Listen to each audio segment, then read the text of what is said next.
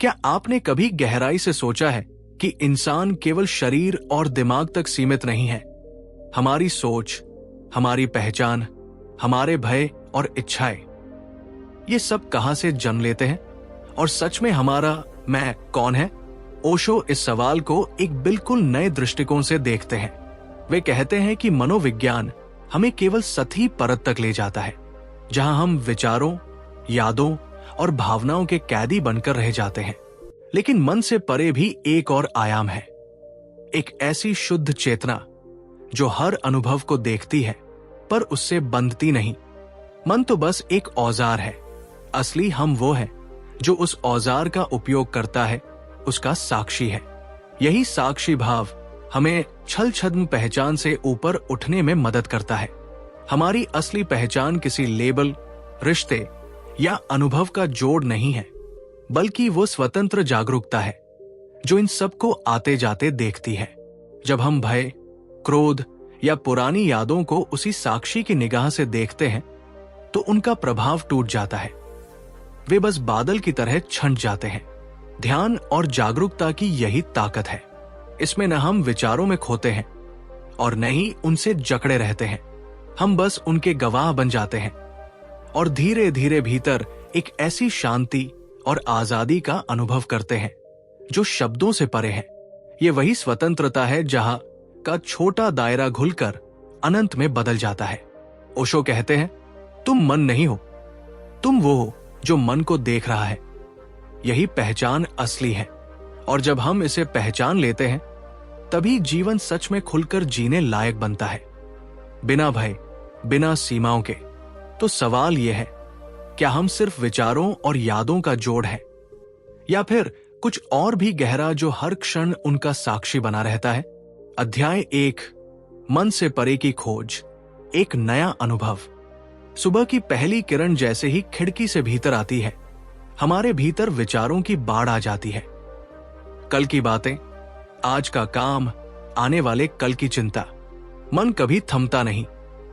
ये निरंतर चलता हुआ सिलसिला कभी कभी हमें आगे बढ़ाता है, लेकिन ज्यादातर हमें अपनी ही कैद में जकड़ लेता है। ओशो इस गुत्थी को खोलते हुए कहते हैं कि मन कोई मालिक नहीं है, ये तो बस एक उपकरण है। लेकिन इंसान ने इसे ही मालिक मान लिया। यादों, अनुभवों और विश्वासों का ये जाल हमें बांध लेता है और धीरे धीरे हमारी पहचान को तय कर देता है। हम अतीत के बोझ तले दबे रहते हैं, भविष्य की चिंता में उलझे रहते हैं, जबकि वास्तविक जीवन तो केवल अभी में है। स्वतंत्रता तभी संभव है जब हम इस मन से परे जाए, उस जगह पर जहां केवल वर्तमान है, जहां हम अतीत और भविष्य की डोरियों से मुक्त होते हैं। विज्ञान भी इस दिशा में दिलचस्प संकेत देता है।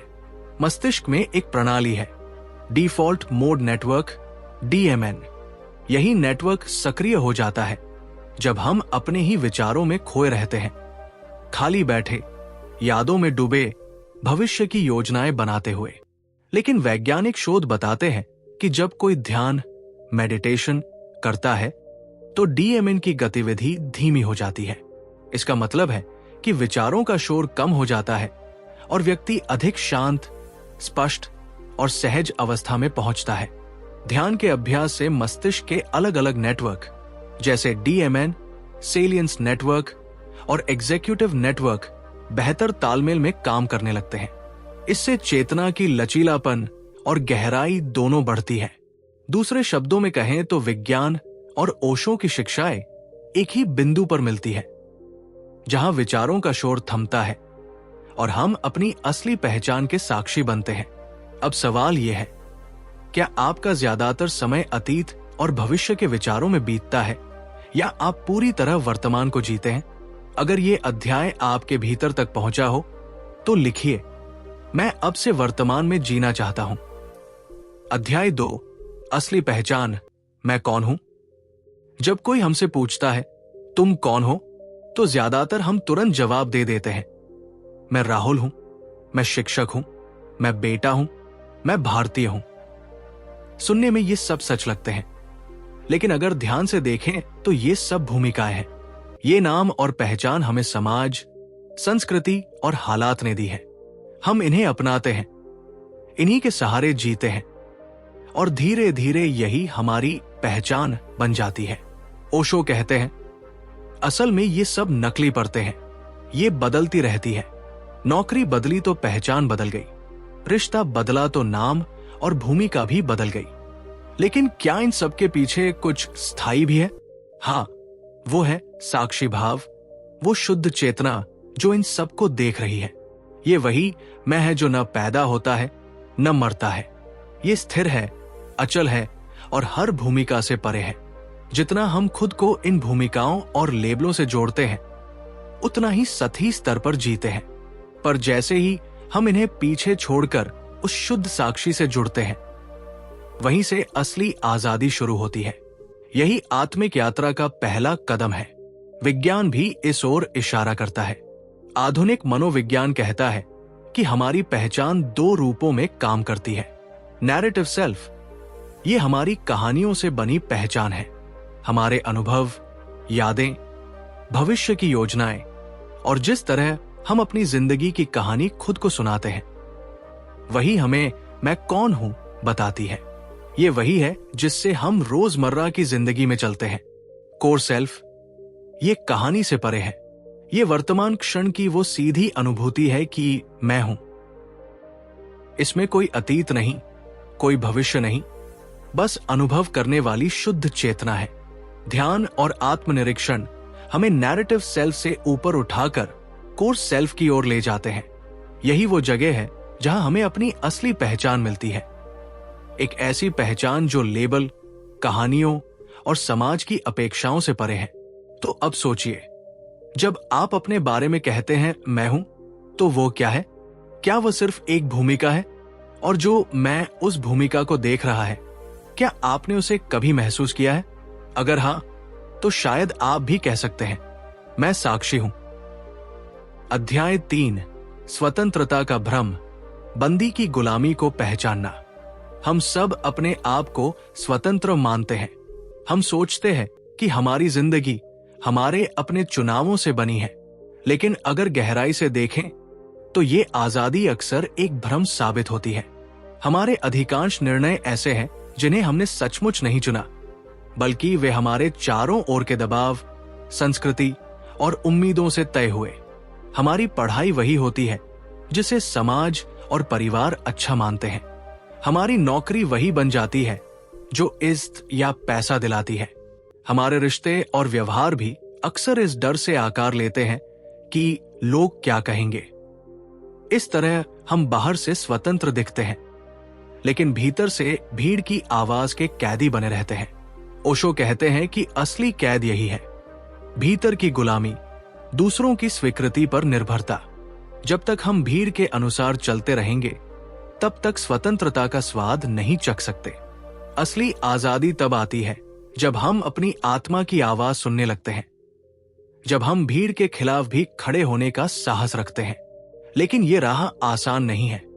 जो व्यक्ति अपने दिल की सुनकर चलता है, उसे विरोध झेलना पड़ता है। लोग उसे पागल कहते हैं, विद्रोही कहते हैं। भीड़ से अलग चलना अकेलापन भी लाता है, पर यही है असली स्वतंत्रता की कीमत। ये वही आजादी है जो हमें आत्मनिर्भर, साक्षी और अपने आप से सच्चा बनाती है। मनोविज्ञान भी यही दर्शाता है। अनुकरण, कन्फॉर्मिटी पर हुए प्रयोग बताते हैं कि लोग अक्सर भीड़ के दबाव में सच को भी झुठला देते हैं, केवल इसीलिए ताकि वे अलग न दिखें।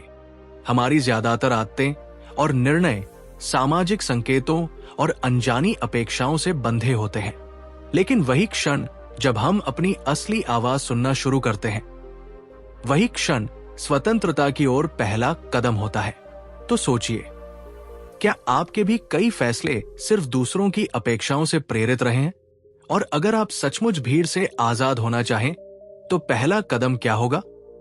अगर ये विचार आपके भीतर गूंज उठा हो, तो लिखिए, मैं भीड़ से आजाद होना चाहता हूं। अध्याय 4, डर और सुरक्षा का जाल, अस्थिरता को स्वीकार करना। हम सब अपने जीवन में सुरक्षा की तलाश करते हैं। आर्थिक सुरक्षा की नौकरी कभी न जाए, भावनात्मक सुरक्षा की रिश्ते हमेशा बने रहें, शारीरिक सुरक्षा की बीमारी न आए, और सामाजिक सुरक्षा की लोग हमें स्वीकारते रहें। हमें लगता है कि अगर ये सब मिल गया तो जीवन स्थिर और निश्चिंत हो जाएगा। लेकिन ओशो कहते हैं, यही सुरक्षा की चाह हमारी सबसे बड़ी कैद बन जाती है। जरा सोचिए, इस संसार में ऐसा क्या है जो स्थायी है? सब कुछ बदलता है। नौकरी छिन सकती है, रिश्ता टूट सकता है, शरीर बूढ़ा हो सकता है, प्रियजन कभी भी जा सकते हैं। फिर भी हम जीवन की एक स्थिर तस्वीर बनाते हैं और उस तस्वीर को बचाए रखने की जद्दोजहद में डर को अपना स्थायी साथी बना लेते हैं। डर वही जन्म लेता है जहां हम किसी चीज को पकड़कर रखना चाहते हैं, चाहे वो रिश्ता हो, स्थिति हो, पहचान हो या धन। हम चाहते हैं कि ये सब कभी बदले नहीं, लेकिन जैसे ही ये चाह पैदा होती है, मन में डर जड़ जमा लेता है। अगर ये खो गया तो मैं क्या करूंगा? ओशो कहते हैं, असली आजादी तब मिलती है जब हम स्वीकार कर लें कि अनिश्चितता ही जीवन का मूल भाव है। परिवर्तन इसका शाश्वत नियम है। जब हम इस अनिश्चितता को गले लगा लेते हैं, उसकी लहरों पर तैरना सीख जाते हैं, तब डर अपने आप हल्का हो जाता है। ओशो की भाषा में, अगर तुम डर से मुक्त होना चाहते हो तो सुरक्षा की तलाश छोड़ दो, अनिश्चितता को गले लगाओ। आधुनिक मनोविज्ञान और न्यूरोसाइंस भी यही बताते हैं कि इंसान का मन अनिश्चितता से सहज नहीं है। इसे अनिश्चितता अवर्षण, एम्बिग्यूटी अवर्जन कहा जाता है। इंसान ऐसे निर्णयों को प्राथमिकता देता है जिनका नतीजा साफ हो, भले ही उसमें लाभ कम मिले। यही कारण है कि हम बार बार सुरक्षित विकल्प चुनते हैं। मशहूर एल्सबर्ग पैराडॉक्स इसका उदाहरण है। इस प्रयोग में लोगों को ऐसे विकल्प दिए गए जिनमें संभावनाएं स्पष्ट थी और ऐसे भी जिनमें संभावनाएं अस्पष्ट थी। अधिकांश लोगों ने वही विकल्प चुना जिसमें संभावना साफ थी, भले ही अस्पष्ट विकल्प अधिक लाभकारी हो सकता था। शोध ये भी दिखाते हैं कि जब हमारे चारों ओर की स्थिति ज्यादा अनिश्चित होती है तो लोग और भी जोखिम से बचने लगते हैं। न्यूरोसाइंस बताता है कि हमारे मस्तिष्क का प्रीफ्रंटल कॉर्टेक्स DLPFC, जो जटिल निर्णय लेने में मदद करता है, स्पष्ट और सुनिश्चित विकल्पों को प्राथमिकता देता है। जैसे ही विकल्प अनिश्चित होते हैं, मस्तिष्क तनाव और भय की प्रतिक्रिया देने लगता है। इसका नतीजा यह होता है कि हम सुरक्षित चुनाव करके अपने अनुभव सीमित कर लेते हैं और असली स्वतंत्रता खो देते हैं। हालांकि मन अनिश्चितता से डरता है, लेकिन उसी अनिश्चितता से सामना करने की प्रक्रिया हमें डर से मुक्त करती है। नए अनुभवों में खुद को डालना, जैसे यात्रा करना, नए लोगों से मिलना, नई चीजें सीखना, छोटे छोटे जोखिम उठाना, अपनी आदतों में बदलाव करना, सुविधा क्षेत्र, कंफर्ट जोन से बाहर निकलना, नियंत्रण छोड़ना, हर चीज को अपने हिसाब से चलाने की चाह छोड़कर जीवन की धारा को अपनाना। धीरे धीरे हम ये समझने लगते हैं कि योजना न होना भी ठीक है और अस्थिरता ही स्थायी है। यही अभ्यास हमें डर की पकड़ से मुक्त करता है और जीवन को और गहराई से जीने की ताकत देता है। क्या आपने कभी महसूस किया है कि सुरक्षा की चाह में आप अपनी जिंदगी सीमित कर रहे हैं? अगर हाँ, तो अनिश्चितता को गले लगाने का पहला कदम आपके लिए क्या हो सकता है? अगर ये अध्याय आपके भीतर गूंज उठा हो तो लिखिए, मैं अनिश्चितता को अपनाता हूं। अध्याय 9, सच्चा धर्म कोई मान्यता नहीं, जीने की कला। जब भी हम धर्म शब्द सुनते हैं तो दिमाग में तुरंत किसी धर्म का नाम आ जाता है, हिंदू, मुस्लिम, ईसाई, सिख। लेकिन ओशो कहते हैं कि असली धर्म इन नामों से कहीं बड़ा है। धर्म का मतलब किसी किताब या परंपरा में फंस जाना नहीं है, बल्कि ये तो जीवन को गहराई से जीने की कला है। वे बताते हैं कि धर्म कोई मान्यता, बिलीफ नहीं, बल्कि अनुभव है।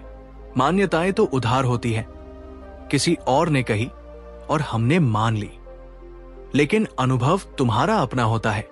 जैसे प्यार को कोई समझा नहीं सकता, उसे सिर्फ महसूस किया जा सकता है, वैसे ही धर्म भी सिर्फ जिया जा सकता है। ओशो कहते हैं कि जब इंसान मौन और ध्यान में उतरता है, जब वो अपनी चेतना को पहचान लेता है, तब असली धर्म प्रकट होता है। उस समय ये मायने नहीं रखता कि तुम किस मजहब से हो। उस समय तुम सिर्फ इंसान नहीं रहते, बल्कि पूरे अस्तित्व का हिस्सा बन जाते हो। यही धर्म की असली गहराई है।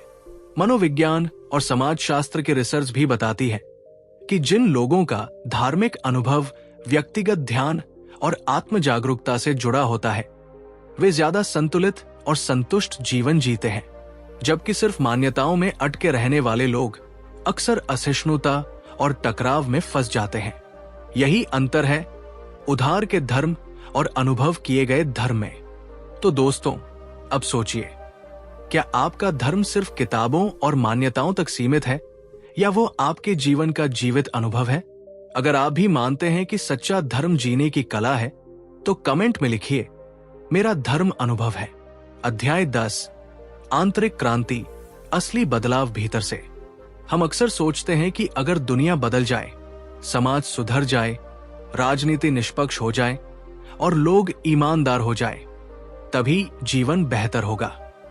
लेकिन ओशो कहते हैं, असली क्रांति कभी बाहर से शुरू नहीं होती, वो हमेशा भीतर से होती है।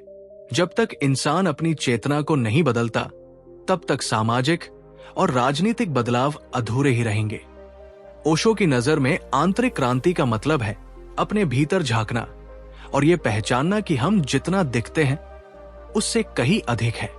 नाम, भूमिकाएं और मान्यताएं हमें एक सीमित पहचान में बांधती है। जब हम इन परतों को धीरे धीरे छोड़ते हैं और अपनी मौलिकता को पहचानते हैं, तभी जागृति का जन्म होता है। यही असली विद्रोह है, हिंसा का नहीं, बल्कि जागरूकता का, परिवर्तन की ऊर्जा का। ओशो कहते हैं कि यदि एक व्यक्ति पूरी गहराई से भीतर बदल सके, तो उसकी चेतना की लहरें दूसरों तक पहुंचती है। जैसे एक दीपक जलने पर उसका प्रकाश दूर तक फैलता है, वैसे ही जागरूक मन की रोशनी समाज के अंधेरों को भी दूर कर सकती है। मनोविज्ञान और आधुनिक शोध भी इसी दिशा की पुष्टि करते हैं। वैज्ञानिकों के अनुसार व्यक्तिगत परिवर्तन एक गतिशील प्रक्रिया है, जिसमें इंसान अपनी चेतना का विस्तार करता है, पुराने और नए आत्मचित्रों को पहचानता है और उन्हें एक नई आत्म परिभाषा में ढालता है। कुछ अध्ययनों ने यह दिखाया है कि मानसिक संकट से उबरने वाले लोग अक्सर आत्म परिवर्तन का अनुभव करते हैं। ये उनके लिए एक आध्यात्मिक उन्नति जैसा होता है, जब वे जीवन को नए अर्थ और नई पहचान के साथ देखने लगते हैं। हालिया शोध बताते हैं कि ये गहरा परिवर्तन केवल व्यक्ति तक सीमित नहीं रहता, बल्कि उसके रिश्तों और पूरे वातावरण को भी सामंजस्यपूर्ण बना देता है। इससे साफ होता है कि आंतरिक क्रांति केवल एक आदर्श वाक्य नहीं, बल्कि अनुभव करने और मापने योग्य वास्तविकता है। इस आंतरिक क्रांति की शुरुआत आत्म जागरूकता से होती है। हमें अपने आप से लगातार पूछना पड़ता है, मैं कौन हूं? मेरे विचार ऐसे क्यों हैं? मेरी पहचान किन परतों से बनी है? धीरे धीरे हमें समझ आता है कि नाम, भूमिकाएं और आदतें केवल सतही परतें हैं। जब हम इन्हें पहचान कर छोड़ने का साहस करते हैं, तभी भीतर असली जागृति की शुरुआत होती है। इसी प्रक्रिया में ध्यान, आत्मनिरीक्षण, मौन, सेवा और प्रेम जैसे अभ्यास हमें नई आदतें और दृष्टिकोण देते हैं। ये धीरे धीरे हमारी नई पहचान का हिस्सा बन जाते हैं। लेकिन ये बदलाव क्षणिक नहीं होता। ये एक सतत यात्रा है, जिसमें असफलताओं और झटकों के बीच भी संतुलन बनाए रखना पड़ता है। यही स्थिरता हमारी आंतरिक ताकत को गढ़ती है, और जब ये परिवर्तन भीतर घटता है, तो उसका असर बाहर भी दिखाई देता है। हमारे शब्द, हमारा व्यवहार और हमारी ऊर्जा दूसरों तक पहुंचते हैं। एक छोटा सा बदलाव भी कभी कभी बहुत बड़े प्रभाव का कारण बन सकता है। यही आंतरिक क्रांति का वास्तविक सौंदर्य है। एक व्यक्ति की जागरूकता पूरे वातावरण में प्रकाश फैला सकती है। अध्याय 11, जागरूकता, जीवन जीने की कुंजी। ओशो कहते हैं कि अगर पूरी आध्यात्मिक यात्रा को एक ही शब्द में समेटना हो, तो वो शब्द है जागरूकता। हम अक्सर आधे अधूरे होश में जीते रहते हैं, चलते हैं लेकिन ध्यान कहीं और है, खाते हैं पर मन दूसरी जगह है, सुनते हैं पर विचार भटकते रहते हैं। यही बेहोशी हमें हमारे अस्तित्व से अलग कर देती है। लेकिन जागरूकता का मतलब है हर क्षण में पूरी तरह उपस्थित रहना। यदि तुम खा रहे हो तो पूरी तरह खाने में डूब जाना। अगर चल रहे हो तो हर कदम का एहसास करना। अगर सुन रहे हो तो पूरे ध्यान से सुनना। ये कोई पर्वतों की साधना नहीं, बल्कि रोजमर्रा की जिंदगी की कला है। हर वह पल जिसमें तुम सचमुच यहां और अभी हो, वही जागरूकता है। जैसे जैसे जागरूकता भीतर उतरती है, जीवन खुद ब खुद बदलने लगता है। क्रोध कम होने लगता है क्योंकि तुम उसे आते जाते देख सकते हो। डर और चिंता पिघलने लगते हैं क्योंकि तुम उनमें फंसते नहीं, केवल गवाह बनते हो। यही है जागरूकता का जादू, जीवन की असली कुंजी। आधुनिक विज्ञान भी यही कहता है। मनोविज्ञान और न्यूरोसाइंस में माइंडफुलनेस यानी सतर्क जागरूकता पर असंख्य शोध हुए हैं। एक वैज्ञानिक समीक्षा effects of mindfulness on psychological health बताती है कि नियमित अभ्यास भावनात्मक लचीलापन बढ़ाता है, तनाव और चिंता घटाता है और सुख की अनुभूति को बढ़ाता है। यूनिवर्सिटी ऑफ साउथहैम्प्टन की एक स्टडी ने तो यह भी दिखाया कि केवल 10 मिनट का अभ्यास प्रतिदिन काफी है। यह अवसाद और नकारात्मकता को घटाता है और जीवन शैली को बेहतर बनाता है।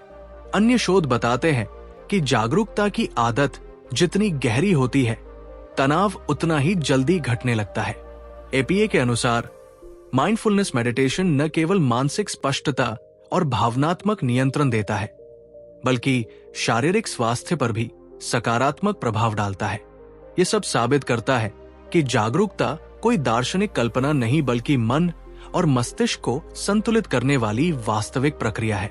इसका अभ्यास शुरू करना कठिन नहीं है। हर दिन कुछ साधारण क्रियाएं चुनो, जैसे ब्रश करना, हाथ धोना, पानी पीना, और उन्हें पूरी जागरूकता से करो। कुछ मिनट श्वास पर ध्यान दो। आंखें बंद करके हवा का भीतर बाहर जाना महसूस करो। शरीर को ऊपर से नीचे तक स्कैन करो और जहां तनाव हो वहां ध्यान दो। विचार आए तो उन्हें पकड़ो मत, केवल देखो ये चाह है, ये डर है, और उन्हें गुजरने दो। और सबसे जरूरी, इन सबको जीवन की दिनचर्या में शामिल करो। चलना, खाना, बोलना, जब ये सब जागरूकता से किए जाते हैं तो वे साधारण क्रियाएं भी ध्यान का रूप ले लेती है। अब सवाल यह है, क्या तुम अपनी जिंदगी पूरी जागरूकता से जी रहे हो या अभी भी आधे भटकाव में हो? अगर तुम्हें लगता है कि जागरूकता ही जीवन की असली कुंजी है, तो भीतर से कहो, मैं हर पल जागरूक रहूंगा। अध्याय 12, वर्तमान, अनंत का द्वार। हमारा जीवन अक्सर अतीत और भविष्य के बीच झूलता रहता है। कभी हम बीते हुए क्षणों के पछतावे में कैद हो जाते हैं और कभी आने वाले कल की चिंता हमें आज से दूर खींच ले जाती है।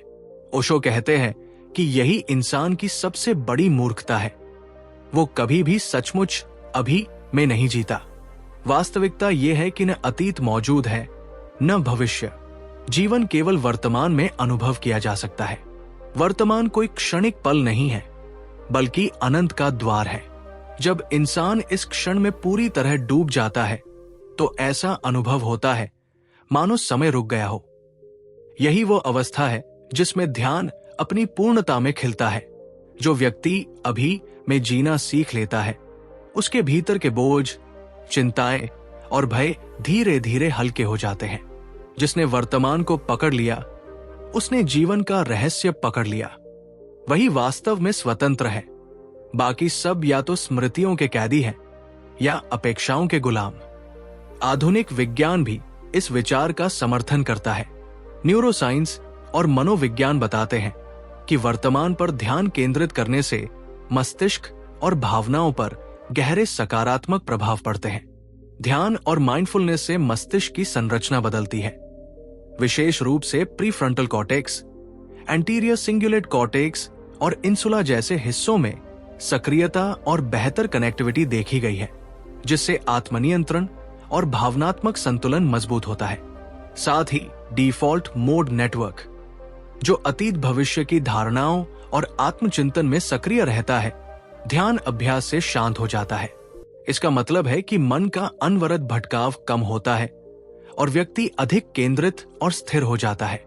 हाल के अध्ययनों ने यह भी दिखाया है कि माइंडफुलनेस से एक विशेष मानसिक स्थिति बनती है जिसे रिलैक्स्ड अलर्टनेस कहा जाता है, जहां मन शांत भी होता है और सजग भी। ये तनाव, चिंता और अवसाद जैसी स्थितियों को कम करता है और मानसिक स्वास्थ्य को बेहतर दिशा देता है। स्पष्ट है कि वर्तमान पर टिकना केवल एक आध्यात्मिक विचार नहीं, बल्कि वैज्ञानिक रूप से प्रमाणित अभ्यास है। वर्तमान में जीने की शुरुआत करना कठिन नहीं है।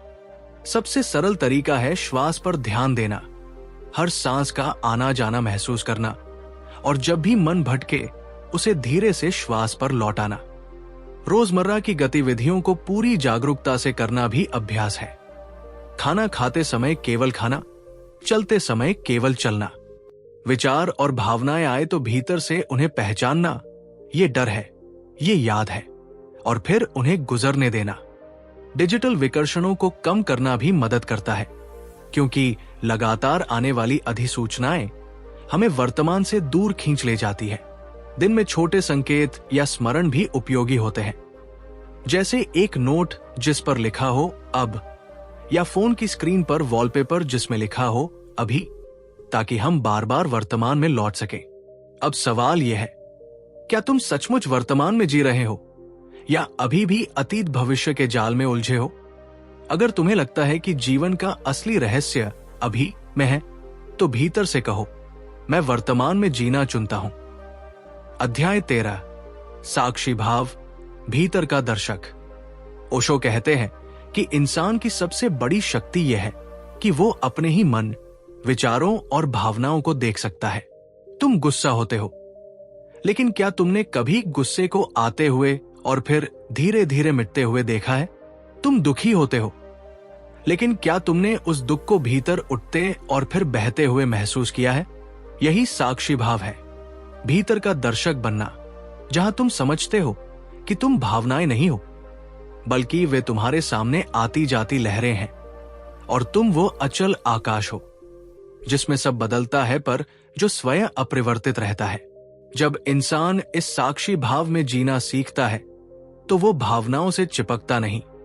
विचार और भावनाएं बादलों की तरह आते हैं, ठहरते हैं और गुजर जाते हैं, और वो स्वयं को आकाश की तरह विशाल और स्थिर अनुभव करता है।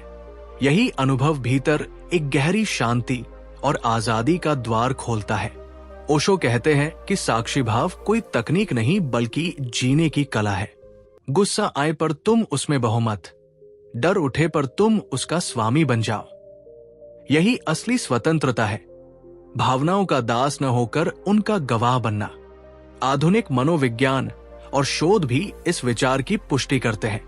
माइंडफुलनेस और सेल्फ ऑब्जर्वेशन के अध्ययन बताते हैं कि जो लोग अपनी भावनाओं को गवाह की तरह देख पाते हैं, उनके तनाव स्तर कम होते हैं और वे कठिन परिस्थितियों में भी संतुलित रहते हैं।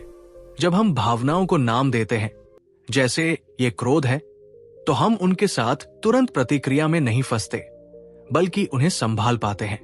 ये प्रक्रिया भावनात्मक बुद्धिमत्ता को बढ़ाती है। शोध ये भी कहते हैं कि माइंडफुलनेस अभ्यास भावनाओं के नियंत्रण, आत्म जागरूकता और संबंधों की गुणवत्ता में सुधार लाता है। ये नकारात्मक प्रतिक्रियाओं को कम करता है और जल्दी भावनात्मक संतुलन में लौटने में मदद करता है।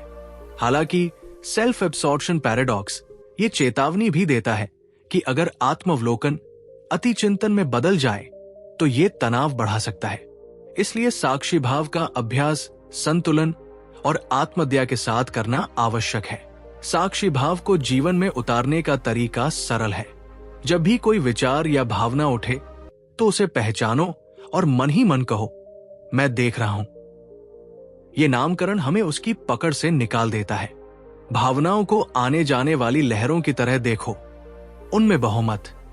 जब विचार कसने लगे तो श्वास पर ध्यान लौटाओ और अनुभव करो, मैं श्वास हूं, मैं साक्षी हूं। दिन में समय समय पर अपने आप से पूछो, मैं अभी कहां हूं, क्या देख रहा हूं? और सबसे जरूरी, जो भी देखो उसे बिना दोष या शर्मिंदगी के देखो। गुस्सा आए तो उससे भागो मत, डर उठे तो उसे दबाओ मत, बस गवाह बने रहो। यही साक्षी भाव धीरे धीरे भीतर गहरी शांति लाता है और हमें ये एहसास कराता है कि हम भावनाओं और विचारों की भीड़ नहीं, बल्कि वो साक्षी है जो सब कुछ देख रहा है। अध्याय 14, रचनात्मकता, चेतना की उड़ान। ओशो कहते हैं कि जब कोई इंसान अपने भीतर से जीना शुरू करता है तो उसका जीवन साधारण नहीं रह जाता, वह रचनात्मक हो जाता है। लेकिन रचनात्मकता का अर्थ केवल कलाकार, कवि या संगीतकार होना नहीं है। असली रचनात्मकता यह है कि हर काम को नयापन, प्रेम और सजगता के साथ किया जाए। चाहे वो खाना बनाना हो, बच्चों की देखभाल हो, बागवानी हो या लेखन, अगर वो पूरे दिल और जागरूकता से किया गया है तो वही रचनात्मकता है। समस्या यह है कि अधिकतर लोग नकल में जीते हैं। समाज ने जो रास्ते तय कर दिए उन्हें ही मानकर चलते रहते हैं। लेकिन जीवन का जादू तभी प्रकट होता है जब हम अपनी मौलिकता से जीने का साहस करते हैं। रचनात्मक व्यक्ति परंपराओं की सीमाओं को तोड़ता है, पुराने पैटर्न नहीं मानता, बल्कि अपनी चेतना की आवाज को व्यक्त करता है और दुनिया के सामने नया रूप लाता है। ओशो कहते हैं कि रचनात्मकता गहराई से ध्यान और जागरूकता से जुड़ी है। जब मन शांत होता है, भीतर स्थिरता आती है, तब चेतना की ऊर्जा स्वतः बहने लगती है। वही ऊर्जा कभी कविता बन जाती है, कभी संगीत, कभी चित्र और कभी सिर्फ साधारण जीवन को नए ढंग से जीने की कला। ये भीतर से बहने वाली धारा है, अविरल, अनंत और ताजगी से भरी। आधुनिक विज्ञान भी इस रहस्य को छूने लगा है। शोध बताते हैं कि माइंडफुलनेस अभ्यास रचनात्मक प्रदर्शन को बढ़ाता है। मस्तिष्क का डिफॉल्ट मोड नेटवर्क, जो विश्राम, स्वप्न और आत्मचिंतन से जुड़ा होता है, रचनात्मक सोच के लिए आवश्यक पाया गया है। हाल के अध्ययनों से यह भी सामने आया है कि डीएमएन और एग्जीक्यूटिव कंट्रोल नेटवर्क के बीच संतुलित स्विचिंग रचनात्मकता को बढ़ाती है। न बहुत अधिक नियंत्रण, न बहुत अधिक आवेग, बल्कि दोनों का मेल। कुछ अध्ययनों ने पाया कि जब डीएमएन की गतिविधि घटा दी गई तो रोजमर्रा की वस्तुओं के नए उपयोग सोचने की क्षमता कम हो गई। इसका अर्थ है कि डीएमएन की सक्रियता रचनात्मकता की प्रक्रिया में एक महत्वपूर्ण भूमिका निभाती है। ये सब इस ओर संकेत करता है कि रचनात्मकता कोई रहस्यमय विशेषता नहीं, बल्कि चेतना की प्रवाहशीलता है। और यदि हम अपने मन को शांत और खुला बनाएं, तो रचनात्मकता स्वाभाविक रूप से प्रस्फुटित होती है। रचनात्मक जीवन जीने के लिए सबसे पहले ध्यान और सजगता को प्राथमिकता दो। रोज कुछ समय श्वास पर ध्यान दो, मौन में बैठो, मन को शांत करो ताकि चेतना खुल सके। अपने दिमाग को उद्देश्य विहीन समय दो, कभी टहलने निकल जाओ, कभी बस खाली बैठो, क्योंकि विचारों को नए रूप लेने के लिए ये ठहराव जरूरी है। कोई नया अभ्यास करो, ऐसी चीजें आजमाओ जो पहले कभी न की हो, चाहे वो संगीत हो, लेखन हो या कोई साधारण घरेलू कार्य। नया अनुभव चेतना को विस्तृत करता है। बहुत अधिक नियम और नियंत्रण रचनात्मकता को दबा देते हैं। इसलिए लय और प्रवाह को अपनाओ ताकि मन अपनी दिशा स्वयं खोज सके। विचारों को रोको मत, उन्हें आने दो और देखने दो। कुछ टिकेंगे, कुछ बह जाएंगे, और इसी प्रक्रिया में रचनात्मकता का आनंद जन्म लेता है। अब सवाल यह है, क्या तुम अपनी जिंदगी को सचमुच रचनात्मक बनाना चाहते हो या अब तक केवल नकल की राह पर चले आ रहे हो? अगर तुम्हें लगता है कि जीवन तभी खिलता है जब उसमें रचनात्मकता हो, तो भीतर से कहो, मैं रचनात्मक जीवन जीना चुनता हूं। अध्याय 15, समर्पण, अहंकार से मुक्ति। ओशो कहते हैं कि मनुष्य का सबसे बड़ा बोझ उसका अहंकार है। मैंने ये किया, ये मेरा है, मुझे सबसे ऊपर होना चाहिए। ये भावनाएं हमें लगातार तनाव में रखती हैं। अहंकार हमें तुलना में धकेलता है, और जहां तुलना है वहां पीड़ा निश्चित है। लेकिन ओशो समझाते हैं कि जीवन का सबसे बड़ा रहस्य समर्पण है। समर्पण का मतलब हार मानना नहीं है, बल्कि अहंकार को पहचान कर उसे छोड़ देना है। यह स्वीकार करना है कि अस्तित्व हमसे बड़ा है और हम उसी का हिस्सा है। जब इंसान अहंकार की पकड़ छोड़कर जीवन की धारा को स्वीकार करता है, तभी भीतर शांति का अनुभव जन्म लेता है। समर्पण का अर्थ है ये अनुभव करना कि मैं अलग नहीं हूं, मैं उसी अस्तित्व का अंश हूं। जब ये बोध भीतर उतरता है तो व्यक्ति हल्का हो जाता है।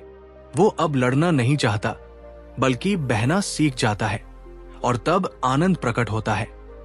एक ऐसा शुद्ध, निर्बाध आनंद जो अहंकार की सीमाओं से परे है। आधुनिक विज्ञान भी इस विचार की पुष्टि करता है। शोध बताते हैं कि अहंकार विघटन या ईगो डिसोल्यूशन की अवस्था में इंसान का सामान्य मैं कमजोर हो जाता है और वो व्यापक जुड़ाव अनुभव करता है। ऐसे अनुभव जीवन संतुष्टि, मानसिक लचीलापन और जुड़ाव की भावना को बढ़ाते हैं।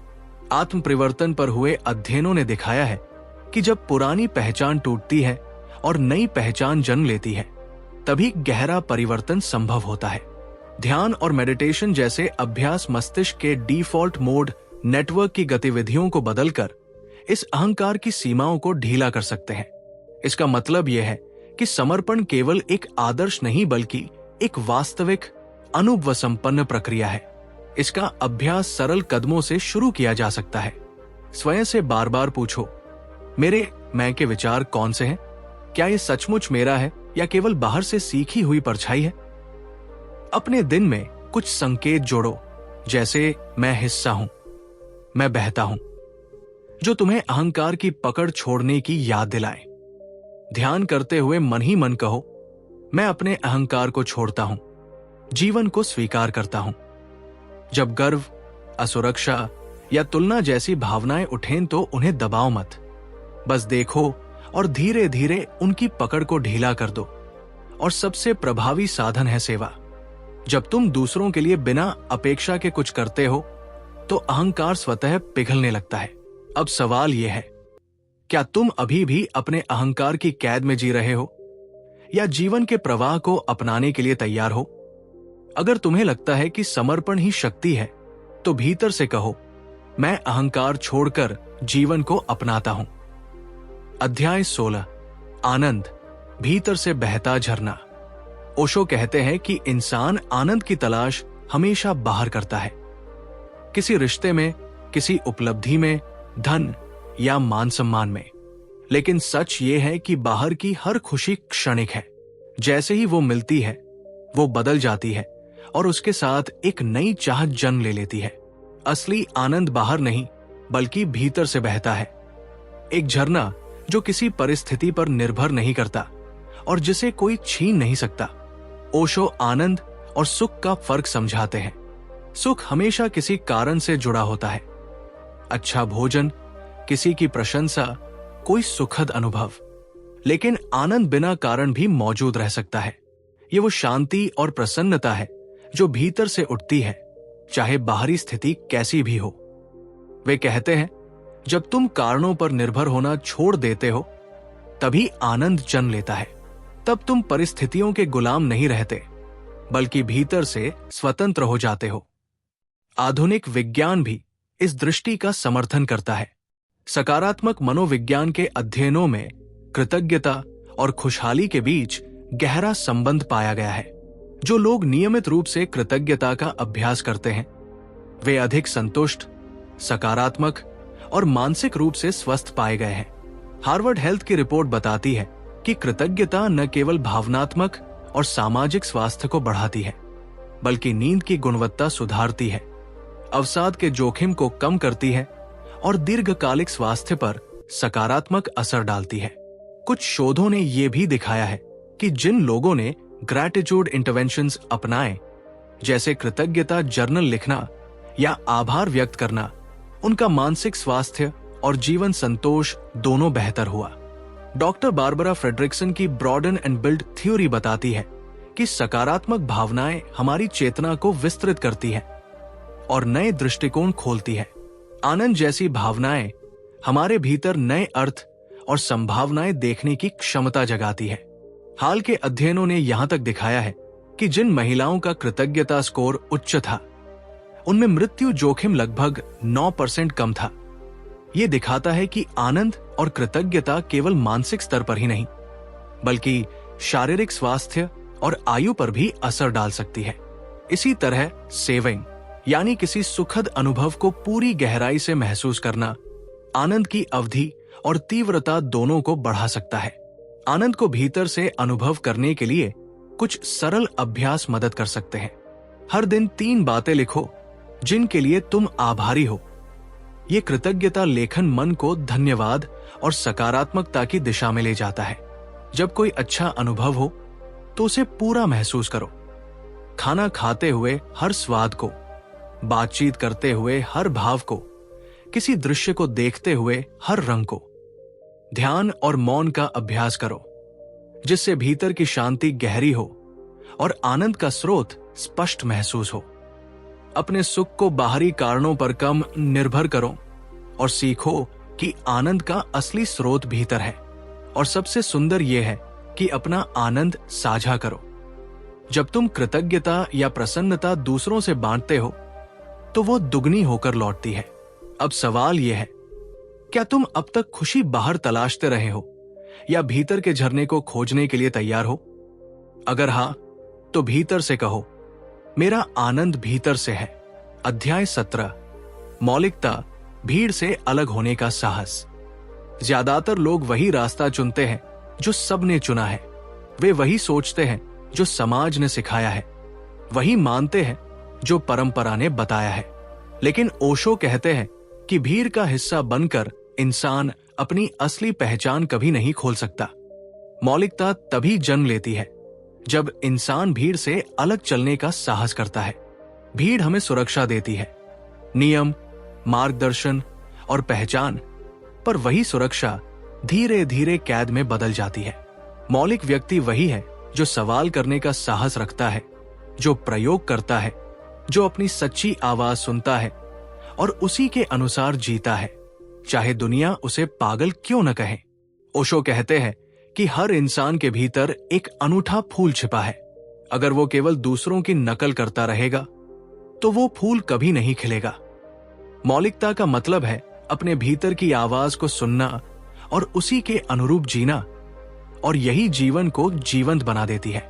आधुनिक मनोविज्ञान भी इस दृष्टि का समर्थन करता है। शोध बताते हैं कि जितना अधिक व्यक्ति प्रामाणिक रूप से जीता है, उसका जीवन उतना ही संतोषजनक होता है। प्रामाणिकता यानी अपनी मूल मान्यताओं, मूल्यों और स्वाभाविक प्रवृत्तियों के आधार पर जीना।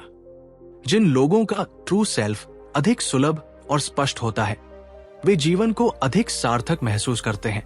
वहीं सेल्फ डिस्क्रिपेंसी थ्योरी ये कहती है कि जब हमारे वास्तविक स्वरूप और आदर्श या और सेल्फ के बीच बहुत बड़ा अंतर होता है तो हमें तनाव और असुरक्षा का अनुभव होता है। नकल करने से ये अंतर और बढ़ता है, जबकि मौलिक जीवन इस दूरी को घटाता है। अध्ययनों ने यह भी दिखाया है कि जो लोग अपनी आंतरिक प्रेरणाओं और मूल्यों के प्रति अधिक जागरूक होते हैं, वे अधिक स्वतंत्र और संतुलित निर्णय लेते हैं। इसके विपरीत इंट्रोस्पेक्शन इल्यूजन हमें यह भ्रम दे सकती है कि हम स्वतंत्र सोचते हैं, जबकि असल में हमारे विचार समाज, परिवार और आदतों से आकार लेते हैं। मौलिकता का अर्थ है इस नकल को पहचानना और उसे धीरे धीरे छोड़ना। मौलिकता को जीने के लिए कुछ साधन सरल है। अपने मूल्यों की पहचान करो और लगातार पूछो, मेरे लिए क्या महत्वपूर्ण है? मैं कैसी जिंदगी चाहता हूं? छोटे छोटे प्रयोगों से शुरुआत करो। रोजमर्रा के चुनावों में वही चुनो जो तुम्हें सही लगे, न कि जो भीड़ सोचती है। स्वयं पर निर्भर रहना सीखो। सलाह मिले तो उसे अंधाधुंध न मानो, बल्कि देखो कि क्या वो तुम्हारे भीतर की सच्चाई से मेल खाती है। मौलिकता की राह अकेली और कठिन हो सकती है, इसलिए आत्मदया और धैर्य बनाए रखो। और सबसे जरूरी, समय समय पर आत्मनिरीक्षण करो। देखो कि क्या तुम नकल कर रहे हो या सच्चे रूप से जी रहे हो। यही आत्मचेतना तुम्हें भीड़ से अलग होने और अपनी मौलिकता को खिलाने का साहस देती है। अध्याय 18, खेल की भावना, जीवन को हल्केपन से जीना। ओशो कहते हैं कि इंसान जिंदगी को बहुत गंभीरता से ले लेता है। काम हो, रिश्ते हो, भविष्य की चिंता हो, हर चीज को इतना बड़ा बना लिया जाता है कि उसका बोझ हमें थका देता है। लेकिन असली रहस्य ये है कि जीवन को खेल की तरह जिया जाए। जैसे बच्चा खेलता है, पूरे दिल से डूबकर, बिना इस फिक्र के कि जीतना है या हारना है। वो सिर्फ खेल का आनंद लेता है। अगर हम भी उसी मासूमियत और हल्केपन को जीवन में ला सकें, तो हर पल एक उत्सव बन सकता है। गंभीरता का बोझ अक्सर अहंकार से आता है। मैं महत्वपूर्ण हूं, मेरी बातें मानी जाए। जबकि खेल की भावना अहंकार की पकड़ को ढीला कर देती है और हमें स्वतंत्र कर देती है। ओशो कहते हैं, जीवन कोई बोझ नहीं, जीवन एक खेल है। अगर तुम इसे हंसी और हल्केपन से जियोगे, तो हर क्षण तुम्हें नए रंगों से भर देगा। आधुनिक मनोविज्ञान भी ये मानता है कि खेल की भावना केवल बचपना नहीं है, बल्कि मानसिक और भावनात्मक स्वास्थ्य का मूल तत्व है। शोध बताते हैं कि जो लोग प्लेफुलनेस यानी खेल स्वभाव रखते हैं, वे जीवन से अधिक संतुष्ट रहते हैं, कम तनाव महसूस करते हैं और अधिक रचनात्मक होते हैं। ऐसे लोग कठिनाइयों में भी पॉजिटिव रीफ्रेमिंग और एक्सेप्टेंस का उपयोग करते हैं, यानी संकट को हल्केपन और हास्य के साथ स्वीकार करना।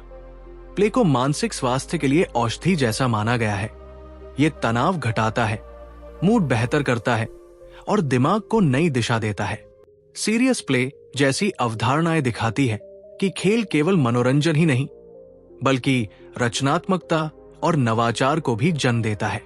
मस्तिष्क विज्ञान ये बताता है कि खेल की प्रवृत्ति हमारे सोचने को लचीला और सक्रिय बनाए रखती है, जिससे हम जीवन की चुनौतियों को हल्केपन के साथ जी सकते हैं।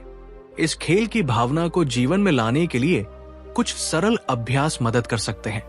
छोटी छोटी लम्हों में खेलने की आदत डालो, जैसे अचानक हंसी करना, गाना गुनगुनाना या अकेले में नाच लेना।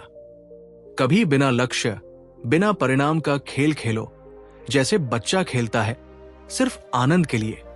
अपनी दिनचर्या में मस्ती का समय तय करो, चाहे वो मजाक, रचनात्मक गतिविधि या कोई शौक ही क्यों न हो।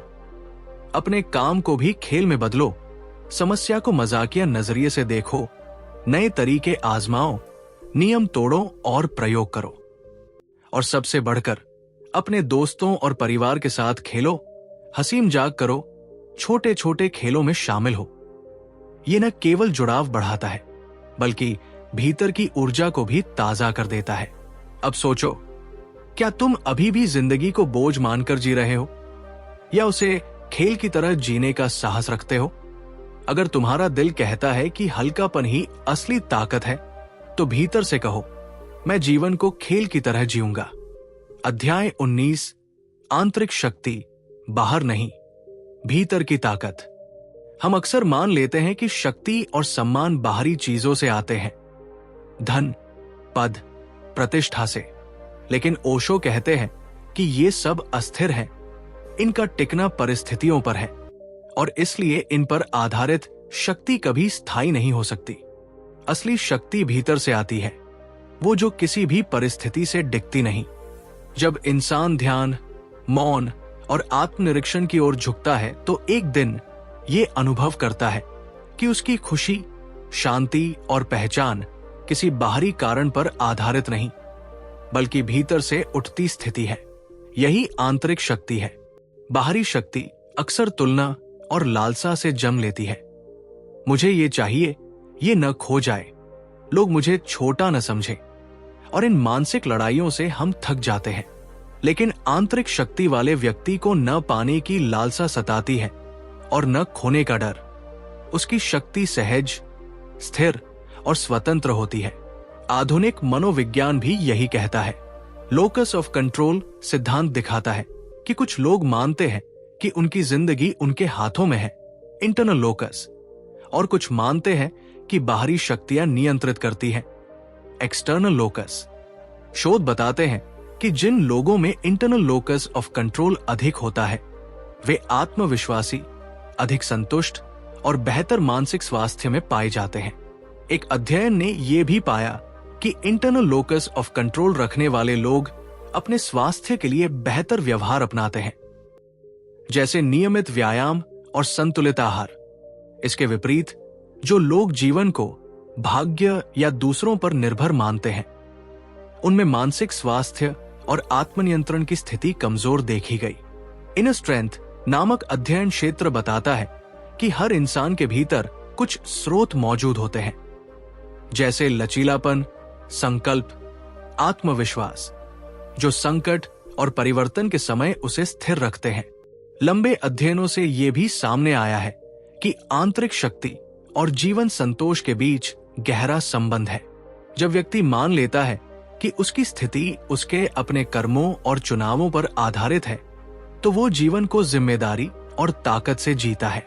इस आंतरिक शक्ति को विकसित करने के कई मार्ग हैं। प्रतिदिन कुछ समय ध्यान और मौन में बैठो, यही जागरूकता की नींव है। अपने विचारों और प्रतिक्रियाओं पर नजर रखो। देखो कि तुम किन चीजों पर निर्भर हो जाते हो।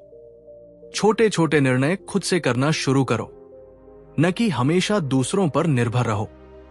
दूसरों की राय और सामाजिक मानकों से थोड़ी दूरी बनाओ, ताकि तुम्हारी दिशा तुम्हारे भीतर से तय हो। अपने सकारात्मक अनुभवों को याद रखो और उन्हें भीतर गहराई से बसाओ। इन्हें मनोविज्ञान में इनर स्ट्रेंथ इंस्टॉलेशन कहा जाता है। और जब जीवन चुनौतियां लाए, तो उन्हें अवसर की तरह देखो।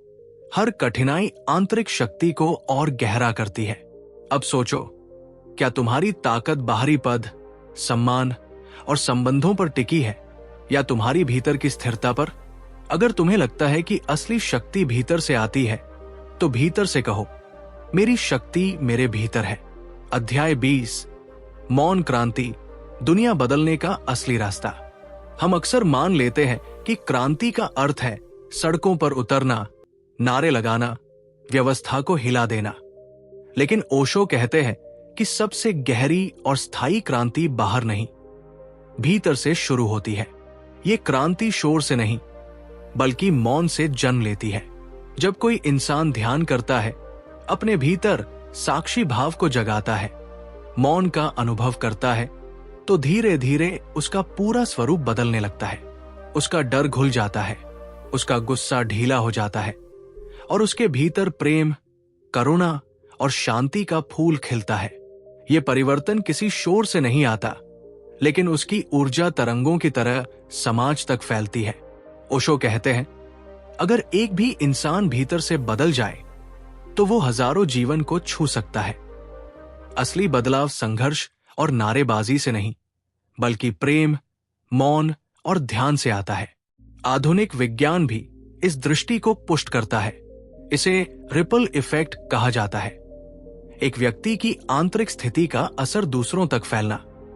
शोध बताते हैं कि जब कोई व्यक्ति माइंडफुलनेस का अभ्यास करता है, उसका लाभ केवल उसी को नहीं, बल्कि परिवार, मित्रों और कार्यस्थल तक पहुंचता है। ध्यान का अभ्यास करने वाला इंसान अपने आसपास शांति, संतुलन और जागरूकता का वातावरण बना देता है।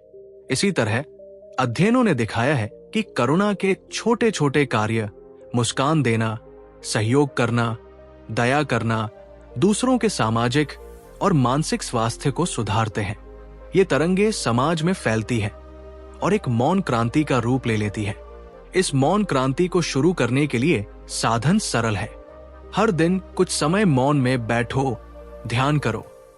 भीतर की ऊर्जा संरेखित होती है। जब भावनाएं उठें, उन्हें तुरंत प्रतिक्रिया देने के बजाय गवाह की तरह देखो, मैं देख रहा हूं। यह देखने की प्रक्रिया भीतर की प्रतिक्रिया को बदल देती है। हर कार्य से पहले अपनी उपस्थिति को शुद्ध करो, क्योंकि असली शक्ति कर्म में नहीं, उपस्थिति में होती है। छोटे छोटे दयालु कदम उठाओ, किसी को मुस्कान देना, मदद करना। ये मौन तरंगे हैं जो दूर तक फैलती है। और सबसे जरूरी है धैर्य और निरंतरता, क्योंकि आंतरिक परिवर्तन धीरे धीरे गहराता है। अब सवाल यह है, क्या तुम दुनिया को बदलने के लिए शोर मचाना चाहोगे, या अपने भीतर मौन क्रांति शुरू करोगे? अगर तुम्हारे भीतर का उत्तर मौन है, तो भीतर से कहो, मेरी क्रांति मौन से शुरू होती है। अध्याय 21, करुणा, हृदय की सच्ची भाषा। ओशो कहते हैं कि इंसान को दिव्यता तक पहुंचाने वाला सबसे महत्वपूर्ण गुण करुणा है। लेकिन करुणा को अक्सर गलत समझ लिया जाता है। हम उसे दया या सहानुभूति मान बैठते हैं, जिसमें कहीं न कहीं अहंकार छिपा होता है। मैं ऊंचा हूं और दूसरा किसी तरह नीचे, जबकि सच्ची करुणा में ऊंच नीच नहीं होती। वो उस स्थिति से जन्म लेती है जब इंसान दूसरे की पीड़ा को ऐसे महसूस करता है जैसे वो उसकी अपनी हो, पर बिना ये जताए कि दूसरा उसकी छाया है। ओशो बताते हैं कि करुणा तभी संभव है जब इंसान अपने भीतर प्रेम और स्वस्वीकृति पाले। जब तुम अपनी कमियों और सहजता को स्वीकार कर लेते हो, तभी तुम्हारा हृदय दूसरों को बिना निर्णय के अपनाना सीखता है। यही निर्णय रहित स्वीकार्यता करुणा की असली भाषा है। करुणा का अर्थ है दूसरे की पीड़ा का हिस्सा बनना, पर उसमें डूबे बिना और अपना अस्तित्व खोए बिना। ये दुख से नहीं बल्कि आनंद से बहती है। इसलिए करुणामय व्यक्ति केवल सहारा नहीं देता, बल्कि प्रेरणा और शक्ति देता है। आधुनिक शोध भी इसे पुष्ट करते हैं। करुणा प्रशिक्षण पर हुए अध्ययनों ने दिखाया है कि ये तनाव और चिंता को घटाता है और मानसिक स्वास्थ्य को बेहतर बनाता है। नर्सिंग छात्रों पर हुए एक अध्ययन ने साबित किया कि करुणा अभ्यास से उनका परसीव्ड स्ट्रेस घटा और आत्मकरुणा बढ़ी। कर्मचारियों पर हुए शोध बताते हैं कि करुणा प्रशिक्षण से कार्यस्थल पर तनाव घटा और आत्म स्वीकृति व संबंध कौशल में सुधार हुआ। न्यूरोसाइंस शोध बताते हैं कि करुणा अभ्यास मस्तिष्क की उन प्रक्रियाओं को सक्रिय करता है जो सहानुभूति, सामाजिक देखभाल और जुड़ाव से जुड़ी है। सेल्फ कंपैशन पर हुए अध्ययनों ने यह स्पष्ट किया कि जो लोग अपने प्रति दयालु होते हैं वे अधिक संतुष्ट और कम तनावग्रस्त पाए जाते हैं। इसका अर्थ है कि करुणा केवल आदर्श नहीं बल्कि मानसिक स्वास्थ्य और रिश्तों को बेहतर बनाने वाला एक वास्तविक अनुभव है। करुणा को जीवन में उतारने के लिए कुछ सरल कदम है। करुणा ध्यान का अभ्यास करो। किसी पीड़ित व्यक्ति की कल्पना करके भीतर से कहो, तुम्हारी पीड़ा मुझे छू रही है। धीरे धीरे इसे व्यापक करुणा में बदलो। स्वकरुणा सीखो। अपनी गलतियों पर वैसे ही दयालु बनो जैसे किसी मित्र को सांत्वना देते हो। दूसरों को बिना अपेक्षा सुनो और उन्हें अविचलता दो। रोजमर्रा की छोटी क्रियाएं, मुस्कान देना, मदद करना, समय देना, करुणा को प्रत्यक्ष बना देती है। और सबसे जरूरी, ये देखो कि कहीं तुम्हारी दया अहंकार से तो नहीं आ रही। मैं दयालु हूं, और उसे धीरे धीरे करुणा में बदलो। अब सवाल यह है, क्या तुम्हारा हृदय अब भी सहानुभूति तक सीमित है या वो करुणा की भाषा बोलने के लिए तैयार है? अगर हां, तो भीतर से कहो, मैं करुणा को जीऊंगा। अध्याय 22, विश्वास, जीवन के प्रति भरोसा। ओशो कहते हैं कि हम में से अधिकतर लोग भय में जीते हैं। भविष्य का डर, असफलता का डर, खो जाने का डर। इस भय की मोटी चादर के नीचे हम जीवन पर भरोसा करना भूल जाते हैं। लेकिन जीवन का सबसे बड़ा रहस्य है विश्वास। ये विश्वास किसी धर्म ग्रंथ या किसी संस्था पर आस्था नहीं है, बल्कि अस्तित्व पर भरोसा करना है। ये मान लेना कि जो कुछ घट रहा है उसका अपना प्रवाह, अपना अर्थ है। जब ये भरोसा भीतर उतरता है तो चिंता की पकड़ ढीली पड़ जाती है और मन में गहरी शांति उतर आती है। अविश्वासी मन हमेशा नियंत्रण चाहता है। वो सोचता है कि सब कुछ उसकी योजना के अनुसार होना चाहिए, लेकिन जीवन कभी पूरी तरह हमारे नियंत्रण में नहीं होता। विश्वास वही जन्म लेता है जहां हम छोड़ना और समर्पण करना सीखते हैं। ओशो कहते हैं कि विश्वास अस्तित्व और हमारे बीच का पुल है। जब ये पुल मजबूत हो जाता है तो जीवन केवल स्वीकार नहीं होता, बल्कि सहज बहाव में बदल जाता है। वे कहते हैं, trust is the bridge between you and existence, और trust knows no address. It is not addressed. Trust is an inner quality. If it is there, it is there. It is like you bring a light into the room. आधुनिक मनोविज्ञान भी इसे पुष्ट करता है। अध्ययनों ने दिखाया है कि इंटरपर्सोनल और जनरलाइज्ड ट्रस्ट जितना अधिक होता है, व्यक्ति का जीवन संतोष उतना ही बेहतर होता है। भरोसा 4 आधारों पर खड़ा होता है: दया, ईमानदारी, क्षमता और स्थिरता। जब ये मौजूद होते हैं, भरोसा गहराता है। इसके विपरीत जहां भरोसा टूटता है वहां भय, अलगाव और नकारात्मकता बढ़ जाती है, समाज कमजोर पड़ जाता है। विकास मनोविज्ञान में बेसिक ट्रस्ट की अवधारणा बताती है कि बचपन के शुरुआती वर्षों में अगर बच्चे को देखभाल करने वालों से भरोसा मिले तो जीवन भर के लिए सुरक्षा और आशा की नींव रखी जाती है। विश्वास को जीवन में उतारने के लिए कुछ अभ्यास जरूरी है। स्वयं पर भरोसा बनाओ, छोटे वादे खुद से करो और उन्हें निभाओ। अपनी अंतरतम आवाज को मानो, छोड़ना और समर्पण सीखो। मान लो कि कुछ चीजें हमारे नियंत्रण से बाहर हैं और यही जीवन का स्वभाव है। मुश्किल स्थितियों में भरोसा करने का अभ्यास करो। जहां डर उठे वहां थोड़ी हिम्मत से भरोसा दो। जब भरोसा टूटे तो उसे स्वीकार करो और पुनर्निर्माण की कोशिश करो। और सबसे महत्वपूर्ण, विश्वास की भाषा बोलो ईमानदारी, सहानुभूति और संयम से। जब हम भरोसा देते हैं तो ये कई गुना होकर लौटता है। अब सवाल यह है, क्या तुम अभी भी हर चीज को नियंत्रित करने की जद्दोजहद में लगे हो या जीवन के प्रवाह पर भरोसा करने का साहस रखते हो? अगर तुम्हें लगता है कि विश्वास ही शांति की असली चाबी है तो भीतर से कहो, मैं जीवन पर भरोसा करता हूं। अध्याय 23, ध्यानपूर्ण जीवन, हर पल साधना। ओशो कहते हैं कि अधिकतर लोग ध्यान को एक समय सीमा में बांधकर देखते हैं। सुबह या शाम कुछ देर शांत बैठकर, आंखें बंद करके मन को थाम लेने की कोशिश। लेकिन उनके अनुसार असली ध्यान तब शुरू होता है जब ध्यान कोई क्रिया नहीं बल्कि जीवन जीने का तरीका बन जाता है। जब हर क्षण साधना बन जाए, हर काम एक अवसर हो भीतर जागने का। खाना खाते समय हर निवाले की सुगंध और स्वाद में पूरी तरह डूब जाना। चलते समय हर कदम की लय और धरती के स्पर्श को महसूस करना। बोलते समय हर शब्द में सजगता लाना और सामने वाले को सचमुच सुनना, यही ध्यान है। तब ध्यान किसी बंधन में नहीं रहता, वो जीवन की धारा बन जाता है और व्यक्ति का पूरा अस्तित्व साधना का रूप ले लेता है। आधुनिक विज्ञान भी इस विचार का समर्थन करता है।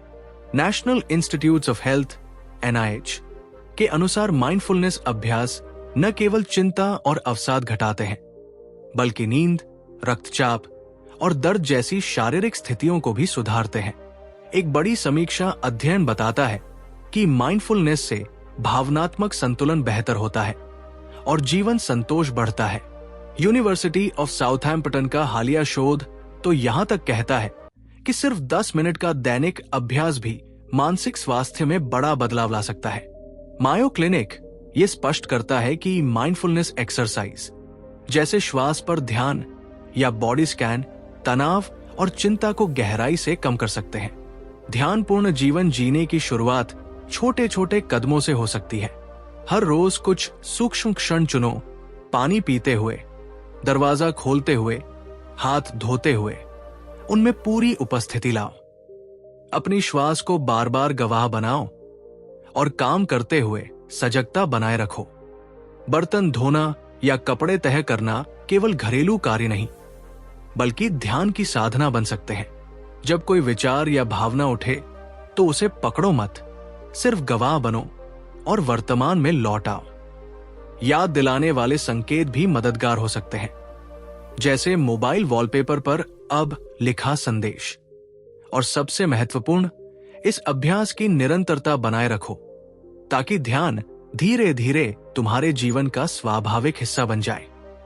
अब सवाल यह है, क्या ध्यान तुम्हारे लिए अभी केवल एक अभ्यास है या तुम इसे अपनी पूरी जीवन शैली बनाना चाहते हो? अगर तुम्हारा उत्तर है कि हर क्षण साधना है तो भीतर से कहो, मेरा हर पल ध्यान है। अध्याय 24, शून्यता, भीतर की अंतिम मुक्ति। ओशो कहते हैं कि इंसान जीवन भर किसी न किसी उपलब्धि के पीछे दौड़ता रहता है, धन, प्रतिष्ठा, ज्ञान या पवित्रता। परंतु जब यह स्पष्ट हो जाता है कि बनने की कोई आवश्यकता ही नहीं है, तब भीतर एक अद्भुत मुक्ति का अनुभव होता है। यही शून्यता है। यह खालीपन नहीं है बल्कि वो अनंतता है जहां कोई पहचान, कोई बोझ, कोई संघर्ष नहीं रहता। वहां केवल एक सहज और निर्विरोध अस्तित्व होता है। शून्यता में पहली बार मनुष्य स्वतंत्र होता है, क्योंकि वहां मैं का संकीर्ण दायरा मिट चुका होता है और जीवन की धारा ही शेष रह जाती है। ध्यान और साक्षी भाव धीरे धीरे इस शून्यता की ओर ले जाते हैं। जब ये अनुभव भीतर प्रकट होता है तो पाने की भूख और खोने का डर स्वतः ही समाप्त होने लगता है। वहां न कोई लालसा बचती है, न कोई भय, सिर्फ एक मौन, स्थिर और व्यापक स्वतंत्रता। बौद्ध दर्शन में न्यत शून्यता को केंद्रीय सिद्धांत माना गया है। इसका आशय ये नहीं है कि कुछ भी नहीं है, बल्कि ये कि हर वस्तु और अनुभव अपने आप में स्थायी नहीं है, वे परस्पर निर्भर उत्पन्न होते हैं। सूफी परंपरा में इसे फना कहा गया है, अहंकार का मिट जाना और आत्मा का ब्रह्मांडीय चेतना में विलीन होना। मनोविज्ञान में भी इसे ईगो डिसोल्यूशन के रूप में देखा गया है, जब सीमित स्व की पकड़ टूट जाती है और व्यक्ति एक व्यापक चेतना का हिस्सा महसूस करता है। विद्वानों ने चेताया है कि शून्यता को निरर्थकता समझने की भूल नहीं करनी चाहिए। ये विनाश नहीं, बल्कि निर्भीकता और पूर्ण स्वतंत्रता का द्वार है। इस दिशा में चलने के लिए अभ्यास की जरूरत है। अपनी पहचानों, विचारों और अपेक्षाओं पर प्रश्न करना, क्या ये सचमुच मेरा है, अहंकार की पकड़ को ढीला करता है। विचारों और भावनाओं को गवाह की तरह देखना, ये आया, ये गया, धीरे धीरे मैं हूं की धारणा को भी हल्का कर देता है। कुछ समय केवल मौन में बैठना, बिना कुछ किए, भीतर शून्यता का स्पेस खोलता है। और अंततः समर्पण, ये स्वीकार करना कि सब कुछ अनिश्चित है और अस्तित्व अपनी गति से चल रहा है। यही अभ्यास शून्यता की राह प्रशस्त करता है। अध्याय 25, संन्यास, भीतरी आजादी का मार्ग। ओशो कहते हैं कि संन्यास किसी बाहरी वस्त्र या किसी भौगोलिक पलायन का नाम नहीं है। ये कोई औपचारिकता नहीं, बल्कि भीतर की आजादी का उत्सव है। जब मनुष्य ये देख लेता है कि जीवन दूसरों की अपेक्षाओं को पूरा करने का साधन नहीं है, बल्कि अपनी सच्चाई को जीने का अवसर है, तभी असली संन्यास जन्म लेता है। इसका अर्थ है भीड़ की धारणाओं और नकली पहचानों से मुक्त होकर सजगता और प्रेम के साथ जीना। ये भागना नहीं है, बल्कि दुनिया का सामना करना है, पर भीतर की स्वतंत्रता को बचाए रखते हुए। चाहे इंसान बाजार में हो, परिवार में हो या जंगल में, संन्यास की पहचान उसकी स्थिति से नहीं, बल्कि उसकी सजगता और स्वतंत्रता से होती है। ओशो स्पष्ट करते हैं कि संन्यास का अर्थ है हर क्षण साहस से जीना, अहंकार, भय और लालच को छोड़ना। ये किसी स्थायी सुरक्षा में बंधना नहीं, बल्कि बीज की सुरक्षा से बाहर निकलकर वृक्ष बनने का साहस करना है। यही त्याग है, पुरानी पहचान का त्याग और बढ़ने का संकल्प। दर्शन और परंपरा भी यही कहती है कि संन्यास बाहरी वस्तुओं का नहीं, भीतर की आसक्ति का त्याग है। बौद्ध और वैदांतिक वैराग्य इसे आंतरिक विमुक्ति मानते हैं, और ओशो उसी को आधुनिक भाषा में कहते हैं, दुनिया में रहो पर उससे बंधे मत रहो। मनोविज्ञान भी इस विचार की पुष्टि करता है। आत्मस्वायत्तता और इनर कॉम्पास के अध्ययन बताते हैं कि जब व्यक्ति अपनी दिशा भीतर से लेता है तो वो अधिक संतुलित और स्वतंत्र होता है। सेल्फ डिटर्मिनेशन थ्योरी बताती है कि आंतरिक स्वीकृति और स्वनिर्णय ही सच्चे कल्याण का आधार है। ये वही मनोवैज्ञानिक संन्यास है जिसमें व्यक्ति अपने जीवन को अपने ही हाथों में महसूस करता है। संन्यास की ओर बढ़ने के लिए आवश्यक है कि हम स्वयं से पूछें, मैं किन धारणाओं और अपेक्षाओं की कैद में हूं, और फिर धीरे धीरे उन पकड़ को छोड़े। ध्यान, मौन और साक्षी भाव इसमें सहायक बनते हैं। वे भीतर की स्थिरता देते हैं। सबसे जरूरी है कि संन्यास को भागने का नहीं, जीने का साधन बनाया जाए। यह हर दिन के छोटे निर्णयों में झलक सकता है। घर पर, काम में, रिश्तों में।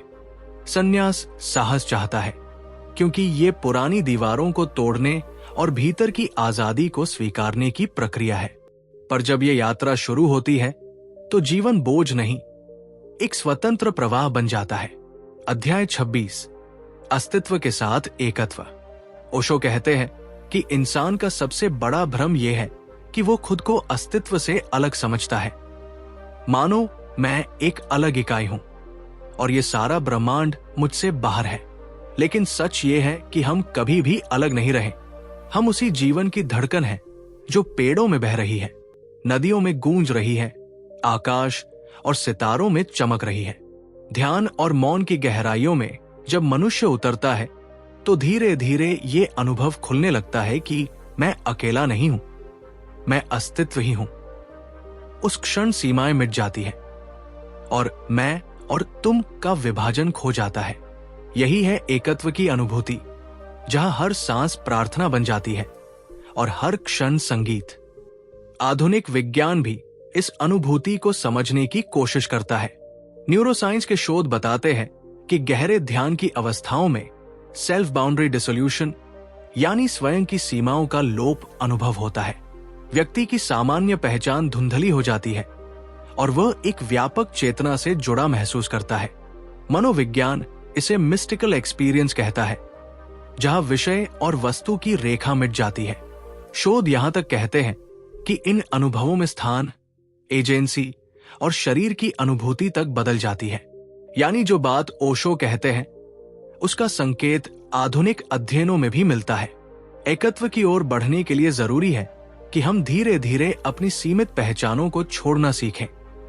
मैं कौन हूं के सवाल से आगे बढ़कर मैं सब में हूं, सब मुझ में है की अनुभूति की ओर। ध्यान और साक्षी भाव इसमें सहायक है और प्रकृति इसका सबसे सरल द्वार है। जब तुम वृक्षों को देखते हो, नदी की धारा को सुनते हो या आकाश की विशालता में खो जाते हो, तो ये मत सोचो कि तुम उनके बाहर हो।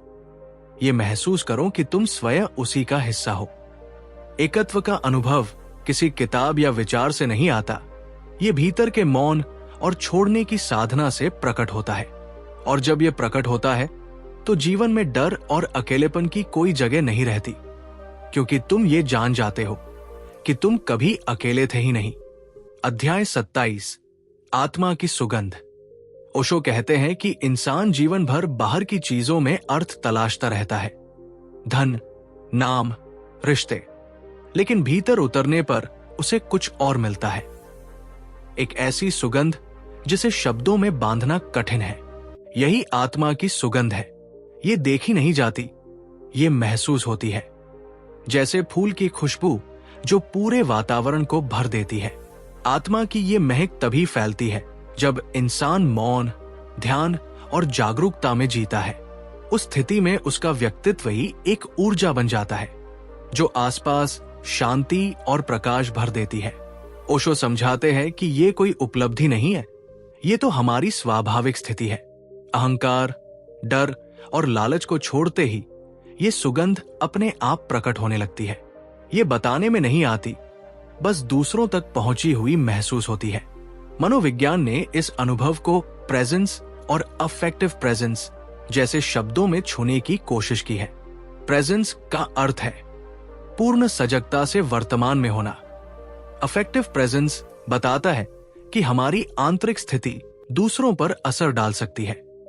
जैसे कोई व्यक्ति अपनी शांति या करुणा से कमरे का माहौल बदल दे। परंपराएं भी आत्मा की महक को रूपक मानती रही है। जैसे संस्कृत शास्त्रों में सुगंध को आत्मा का प्रतीक कहा गया है। इस आत्मा की सुगंध को जगाने के लिए अभ्यास है। मौन में बैठना और बिना उद्देश्य सिर्फ उपस्थित रहना। साधारण कामों को प्रेम और सजगता से करना। अपने भीतर की नाजुक भावनाओं को स्वीकारना। दूसरों के लिए दयालु कार्य करना बिना अपेक्षा। और धीरे धीरे अहंकार, भय और लालसा को छोड़ देना। तब ये महक स्वतः बाहर बहेगी, जैसे फूल की खुशबू। प्रश्न यही है, क्या आप अब भी बाहर अर्थ खोज रहे हैं या भीतर उतरकर अपनी आत्मा की सुगंध को जीना चाहेंगे?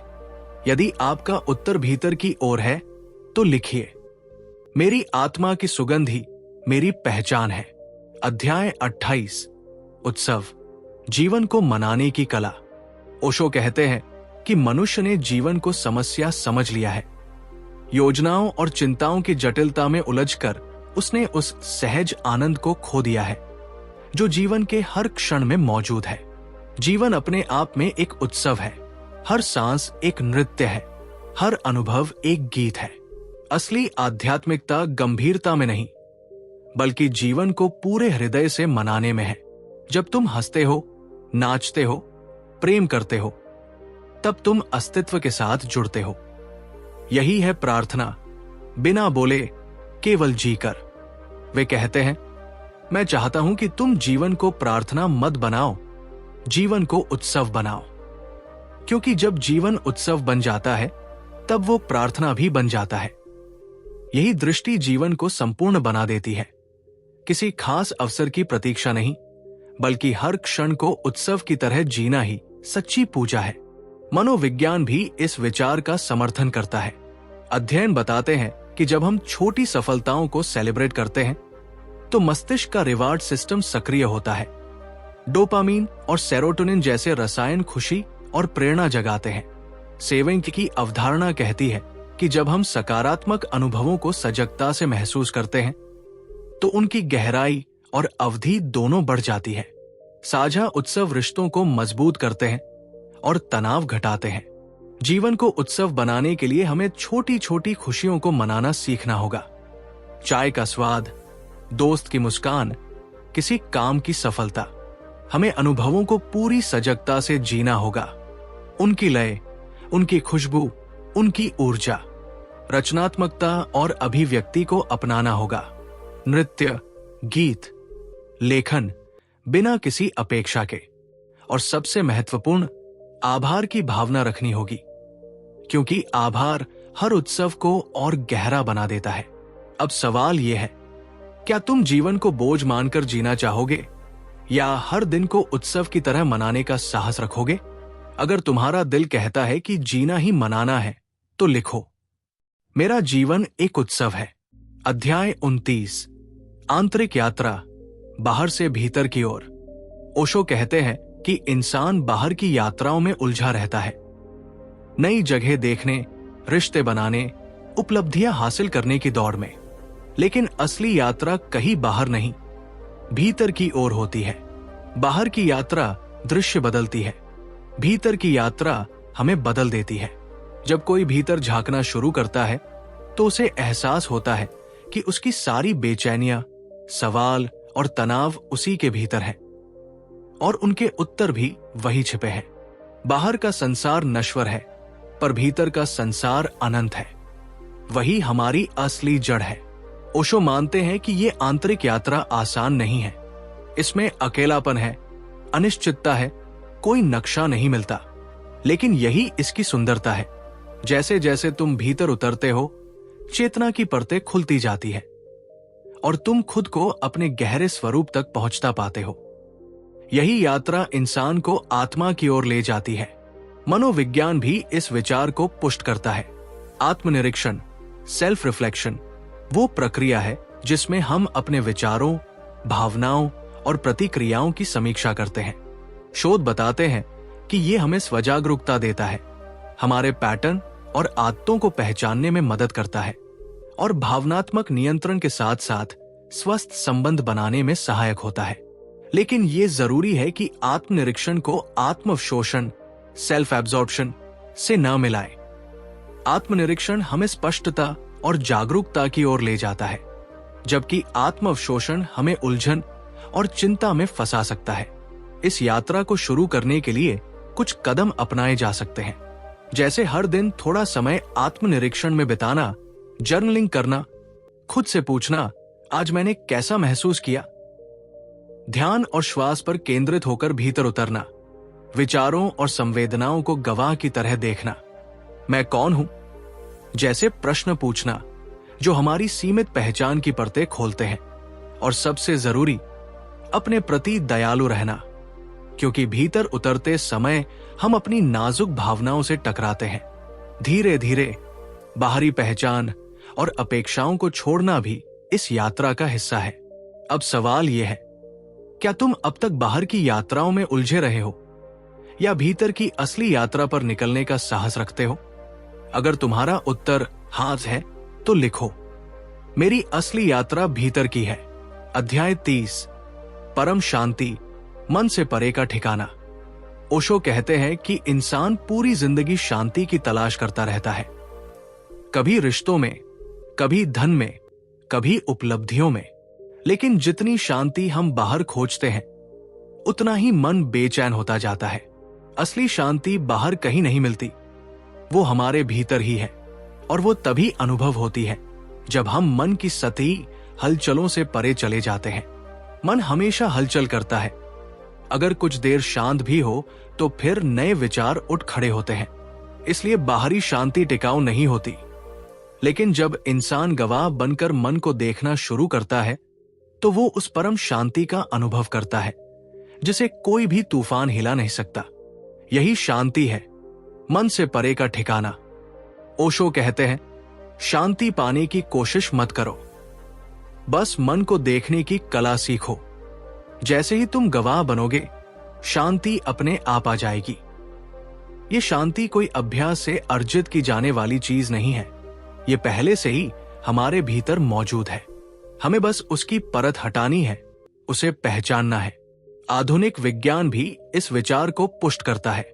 न्यूरोसाइंस ने दिखाया है कि ध्यान से अमायक डाला, जो भय और तनाव पैदा करती है, की प्रतिक्रियाशीलता घटती है और प्रीफ्रंटल कॉर्टेक्स की ताकत बढ़ती है, जिससे व्यक्ति अपने डर और तनाव पर बेहतर नियंत्रण पा लेता है। डिफॉल्ट मोड नेटवर्क DMN, जो मन के भटकाव और आत्मविचार में सक्रिय रहता है, ध्यान से उसकी गतिविधि घट जाती है। इससे शांति और एकाग्रता स्वाभाविक रूप से आती है। अध्ययन ये भी बताते हैं कि नियमित ध्यान से मस्तिष्क की संरचना बदलती है और वे हिस्से मजबूत होते हैं जो आत्म जागरूकता और भावनात्मक नियंत्रण से जुड़े हैं। यानी जब हम मन से ऊपर उठते हैं, तो मस्तिष्क भी उसी अवस्था का समर्थन करने लगता है। इस ओर कदम छोटे छोटे हो सकते हैं, जैसे गवाह बनना, विचार आए तो बस देखना, मैं देख रहा हूं, ध्यान में लौटना, भटकने पर श्वास या किसी एक बिंदु पर ध्यान टिकाना, दिन के बीच कुछ क्षणों का मौन लेना, 1-2 मिनट बैठकर सिर्फ सांस महसूस करना। जब भीतर शांति का अनुभव हो तो उसे पकड़ने की कोशिश न करना, बस उसे होने देना। और सबसे जरूरी, जीवन के हर पल में सजग रहना, चाहे काम हो, बात करना हो या चलना थोड़ी दूरी से, मन की हलचल के परे। अब सवाल यह है, क्या आपकी शांति अब तक बाहरी परिस्थितियों पर टिकी रही है, या आप मन से परे की उस गहरी शांति को पहचानने के लिए तैयार हैं? यदि हां, तो लिखिए, मेरी शांति मेरे भीतर है। दोस्तों, यह था बियॉन्ड साइकोलॉजी का एक और गहरा और प्रेरणादायक अध्याय। अगर इस सफर ने आपके भीतर कोई नई रोशनी जगाई है, अगर आपको लगा कि कहीं न कहीं ये बातें आपकी जिंदगी से जुड़ती हैं, तो यकीन मानिए, ये कोई इत्तेफाक नहीं है, ये आपके भीतर की तलाश का संकेत है। मैं आपसे यही कहूंगा कि अगर इस वीडियो ने आपको सोचने पर मजबूर किया है, तो इसे लाइक करना मत भूलिए और कमेंट में बताइए, आज का कौन सा विचार आपके दिल में सबसे ज्यादा उतरा। आपके कमेंट्स न केवल हमें प्रेरित करते हैं, बल्कि उन नए दोस्तों तक भी पहुंचते हैं जो अभी इस यात्रा की शुरुआत कर रहे हैं। और अगर आप पहली बार ऑडियो बुक 177 पर आए हैं, तो चैनल को सब्सक्राइब जरूर करें, क्योंकि ये तो बस शुरुआत है। अगली वीडियो में हम ओशो की इसी किताब के अगले अध्याय को खोलेंगे और साथ मिलकर गहराई से समझेंगे कि जीवन के रहस्य कहां छिपे हैं। तो दोस्तों, जुड़े रहिए ऑडियो बुक 177 के साथ, क्योंकि हर अगली वीडियो आपके भीतर की उस यात्रा का अगला कदम होगी। तब तक अपने भीतर झांकते रहिए, मौन सुनते रहिए और जीवन को बोझ नहीं, एक उत्सव की तरह जीते रहिए।